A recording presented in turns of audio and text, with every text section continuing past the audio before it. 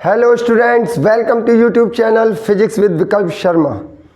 हम लोगों ने फर्स्ट ईयर के सिलेबस में आगे बढ़ाते हुए हम पहुंच गए हैं। हमने सिग्निफिकेंट फिगर्स पढ़ ली, रूल्स क्या होते हैं सिग्निफिकेंट फिगर्स के, राउंडिंग ऑफ नंबर सीख लिया और हमने सीखा एडिशन, सब्ट्रैक्शन, मल्टीप्लिकेशन और डिवीज़न के लिए सिग्निफिकेंट फिगर्स निकालने का क्या रूल होता है। अब हम आते हैं एरर्स पर। एरर हम लोग सभी लोग एरर करते हैं, गलती होती है, ब्लंडर की बात नहीं कर रहा हूँ। एरर्स फिजिक्स में या मैथ में हम जो एरर्स पढ़ते हैं वो 3 तरीके की होती हैं मेनली। लोगों ने कई सारे क्लासिफिकेशंस उसके कर रखे हैं। कुछ ने कहा 2 तरीके की, कुछ ने कहा नेचुरल, कुछ ने कहा अननेचुरल, लेकिन मैं चलता हूँ 3 तरीके की एरर्स मान के, टाइप्स ऑफ एरर्स। पहली है सिस्टमैटिक, दूसरी है ग्रॉस और तीसरी है रैंडम।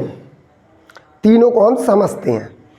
सिस्टमैटिक जो होती है वो एराइज होती है, यानी सिस्टमिक एरर जो होती है वो होती है इंस्ट्रूमेंट की वजह से और एनवायरनमेंट की वजह से। एक एक करके समझते हैं, इंस्ट्रूमेंट की वजह से क्या होती है और एनवायरनमेंट की वजह से क्या होती है। इंस्ट्रूमेंट की बात करें, हमने कोई एक इंस्ट्रूमेंट लाए और ऐसे ही कहीं फेंक दिया, वहाँ पे उसको मॉइस्चर मिला, उस पर रस्टिंग हो गई अगर वो लोहे का है, या मुड़ गया कोई इंस्ट्रूमेंट है उस पर हमने ऐसे ही फेंक दिया, उस पर कॉपी किताबें आई, बच्चों ने पैर रख दिया, बड़े बूढ़ों ने पैर रख दिया, तो उसका शेप एंड साइज बिगड़ गया।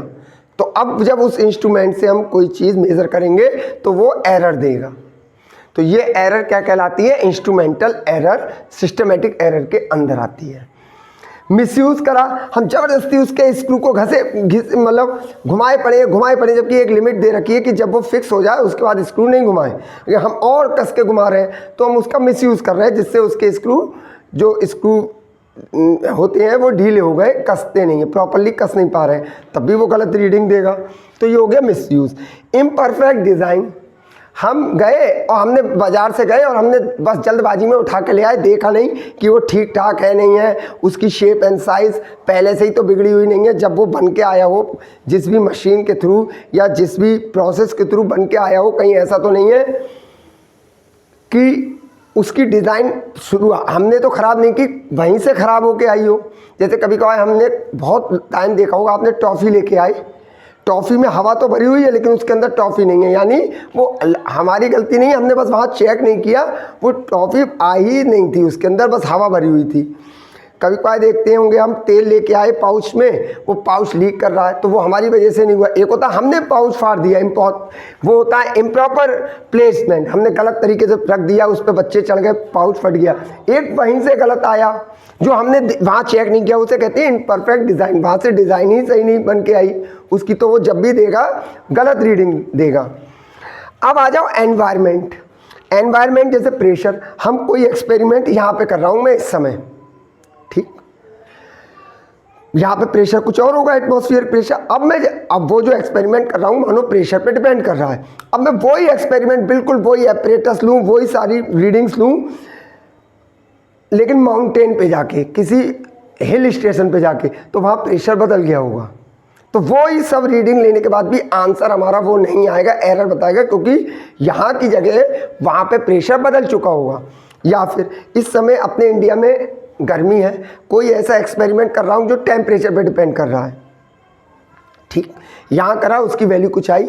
अब मैं कहीं ऐसी जगह चले गया जहाँ बर्फ़ पड़ रही है, लेह लद्दाख चले गया या किसी फॉरेन कंट्री में चले गया जहाँ पे बहुत ठंडक है, टेम्परेचर वो एक्सपेरिमेंट डिपेंड कर रहा है, तो यहाँ का टेम्परेचर है 45-46, तो उसकी रीडिंग कुछ अलग आएगी। अब वही सेम एपरेटस लेके वही एक्सपेरिमेंट में करने किसी हिल स्टेशन पे चले गया जहाँ बहुत ठंड है, वहाँ उसकी वैल्यू अलग आएगी, क्योंकि वो किस पे डिपेंड कर रहा होगा? टेम्परेचर पे।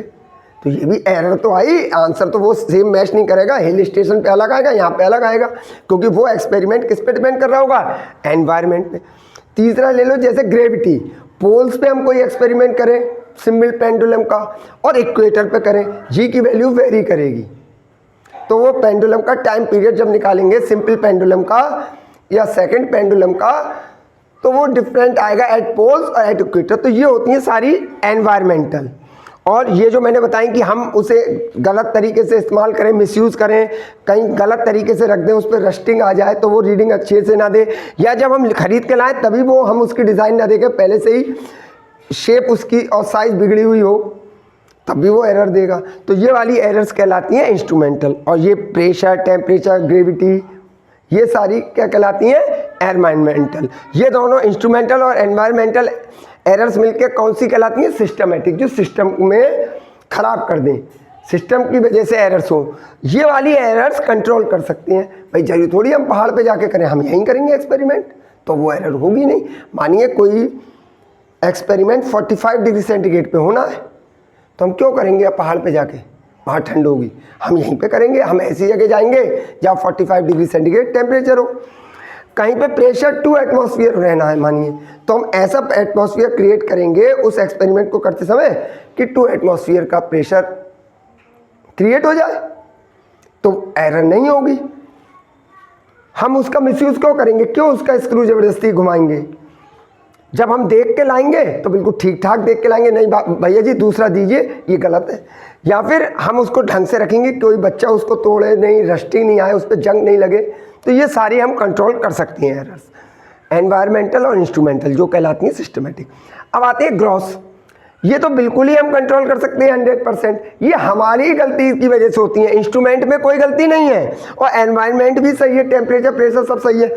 अब होता क्या है, हमने किसी भी इंस्ट्रूमेंट को शुरू करने के लिए जो उसकी इनिशियल सेटिंग है कि भाई कोई भी इंस्ट्रूमेंट है, कोई भी चीज़ शुरू करते हैं तो उसकी इनिशियल सेटिंग करनी पड़ती है। वो हमने सेटिंग की ना, सीधे एपरेटस लगाया और रीडिंग लेना शुरू कर दी। उसमें जैसे स्क्रू गेज की बात करें, स्क्रू गेज की नहीं करें, वर्नियर कैलिपर्स की कर लीजिए, उसमें जीरो एरर देखी नहीं हमने, सीधे लिया और एक्सपेरिमेंट करना शुरू कर दिया। ना पॉजिटिव जीरो एरर देखी नहीं कि उसमें पॉजिटिव जीरो एरर है या निगेटिव जीरो एरर कहीं है तो नहीं, बिना इनिशियल सेट या कोई भी एपरेटस लिया सीधे उसको फिक्स किया और रीडिंग लेना शुरू कर दिया, उसमें इनिशियल सेटिंग नहीं करी, तो वो गलती देगा। ये किसकी वजह से होती है, ह्यूमन केयरलेसनेस की वजह से, हम लोगों की लापरवाही की वजह से कि उसकी इनिशियल सेटिंग की नहीं, सीधे एपरेटस से या मेजरमेंट जो भी हमारा इंस्ट्रूमेंट है उससे रीडिंग लेना शुरू कर दी।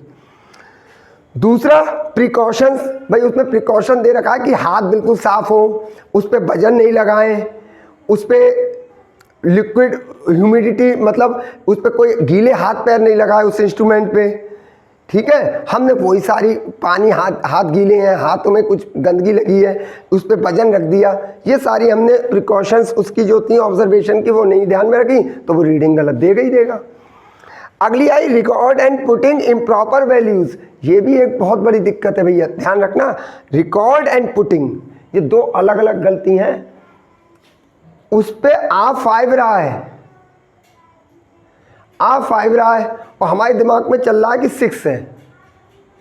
उस एक इंस्ट्रूमेंट ने वजन बताया 5 किलोग्राम, उसने अपनी सही बताया, लेकिन हमारे दिमाग में जल्दबाजी में हमने क्या लिख लिया 6 किलोग्राम, तो हमने उसका रिकॉर्ड क्या करा, गलत लिख लिया। फिर बता रहा हूँ, एक कोई मास नापा गया, ह्यूमन केयरलेसनेस है ये भी, कोई भी वजन नापते समय 5 किलो है, हमने उसको रिकॉर्ड कर लिया 6 किलो, गलत रिकॉर्ड, जबकि 5 था, हमने रिकॉर्ड कितना कर लिया 6 किलो, ये गलती। चलो 5 किलो था, हमने रिकॉर्ड 5 ही करा, रिकॉर्ड हमने नीचे लिखा 5 ही किलो, लेकिन कैलकुलेशन जब करने बैठे उसकी तब हमने कितना लिख लिया 6 किलो। पुट हमने उसकी वैल्यू जब रखने को हुए, जैसे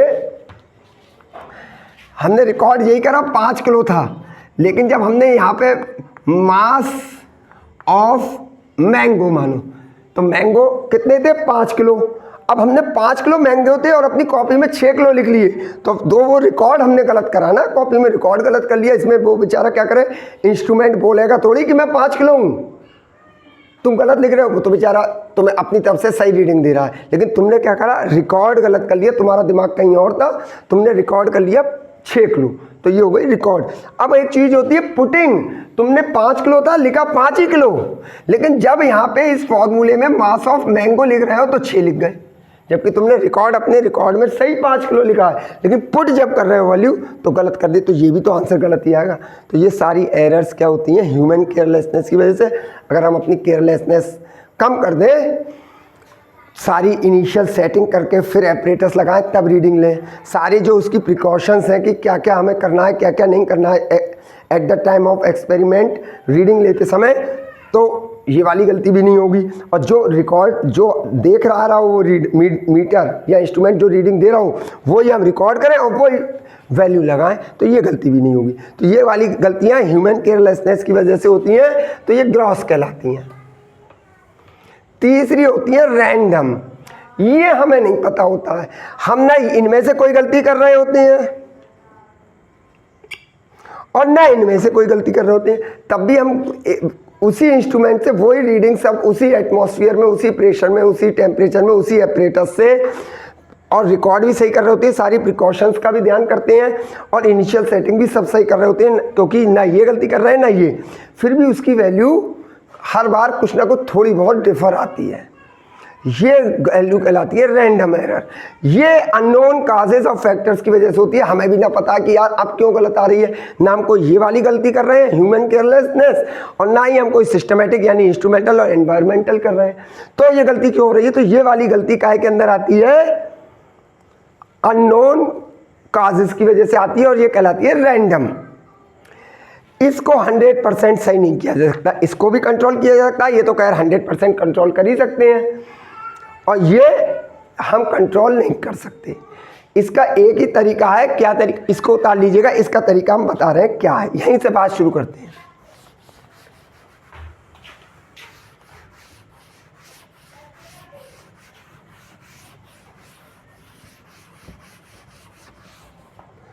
सपोज करो हम कोई भी मेजरमेंट ले रहे हैं, हमारी 3.29, 3.28, पहली बार में सब कुछ ना हम सिस्टमेटिक एरर कर रहे हैं, सिस्टमेटिक एरर का मतलब ना इंस्ट्रूमेंटल ना एनवायरमेंटल, और ना हम ग्रॉस एरर कर रहे हैं यानी ह्यूमन केयरलेसनेस वाली भी, ये दोनों नहीं कर रहे हैं, फिर भी ये रीडिंग कुछ गलत आ रही है।